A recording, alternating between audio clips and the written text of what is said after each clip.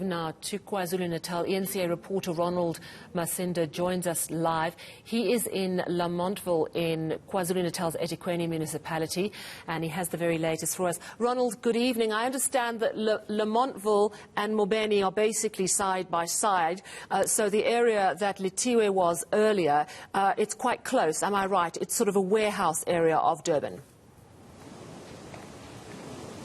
Yes, indeed, Sally. We are in Mbeni, very close to where Litiwe was, but also mainly in areas where there are quite a number of factories which have been looted. But just to, first of all, give you a sense of what's happening on the ground, Sally, is that we are seeing quite a lot of military, army that has been deployed, doing regular checks on vehicles, seeing if whether or not people have any goods that could have been stolen in many factories such as this one, Tastic, which is a very important part of many households, but this factory has completely been ransacked. We are seeing quite a number of Tastic staff outside. They've been asked not only to guard the premises but also to just to try and salvage whatever they can in terms of this business. But also one wonders, Sally, whether or not will this business survive such an ugly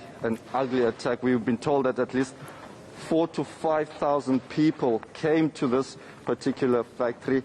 Many of them are leaving with lots and lots of rice. I'm going to be speaking to Edmund Hoffman. He's one of the security guards in one of the factory shops, and he witnessed some of the events that unfolded here.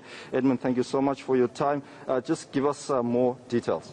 Well, basically from late yesterday afternoon, these guys came across and they broke in here. And casually, the whole township came across and started helping themselves to everything. And it's been carrying on all through the day. I mean, the army are out now, and finally they've cleared the street. And in terms of, we are seeing security, were they of any help?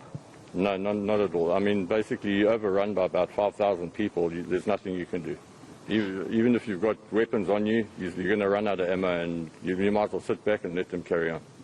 And what else did you witness? Because we are led to believe that this is not the only factory which was attacked. No, not at all. I mean, as you go along the road, they've broken into every single office. Even if there's nothing there, they just smash stuff and carry on.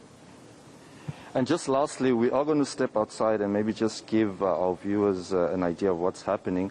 Yeah. The people that are out here now wearing uniform, do they work here? No, they don't. Not at all. The people broken down the road here, everyone walked down with normal civilian clothing, and they came back with these white overalls. Why do you think that's the case, though?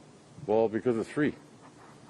They're taking it because it's free. Maybe because they think they're going to get cold and they need it for the evening to carry on with their spree. But no, I mean, it's pointless. Some of the stuff doesn't even fit them properly. Okay. Edwin, thank you so much indeed for your time. Sally, we're going to try and step outside. It is quite a bit dark, but also just to show you a bit of what's happening outside.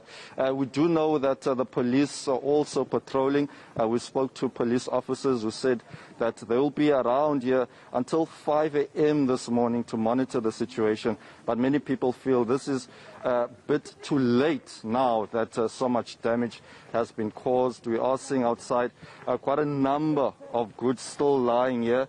And then people who we spoke to earlier on saying that, you know, they've been tasked to guard some of the belongings that are here near the Tastic factory. Some of them are standing quite far from us. Some are security guards who are also employed here by Tastic. But the situation here is one where the police are assisting in monitoring the situation, but you know, there's been a lot of damage, and one wonders whether or not we will see such factories in future, given so much has been invested by companies like Tastic in Ronald, South Africa. I have to ask you, just to compare, you know, last night, I think it was Queen Nandi Drive where that building was going up, and then it was in Newlands East, and it was scenes of blatant looting. There was absolutely no attempt to shy away from what they were doing.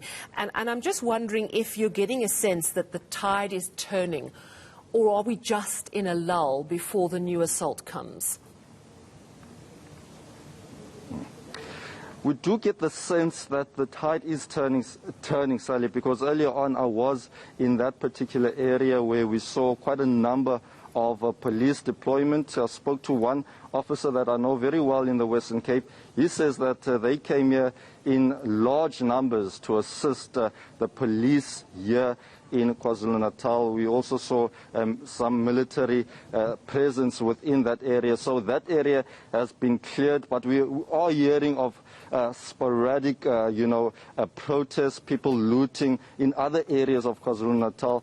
But what we've also seen, Sally, and this I can confirm, is that we've been struggling to drive around KwaZulu-Natal because a lot of the communities are trying to safeguard certain areas. They say that they've lost faith in the police, and that had the police acted immediately when these lootings spree took place, then things could have been a lot better. So there's a lot of damage control that not only the provincial government has to sort out, but also those who have lost so much in terms of businesses. A lot of people will lose jobs, unfortunately, and this is the reality that many people will experience here in KwaZulu-Natal. Yeah, absolutely. Thank you so much, Ronald Masinda. And as you say, it may well be a turning now, and the worst may be over, but of course we've still got concerns about fuel shortages and food as well. So it's still a very difficult time indeed. Thank you so much for your time this evening.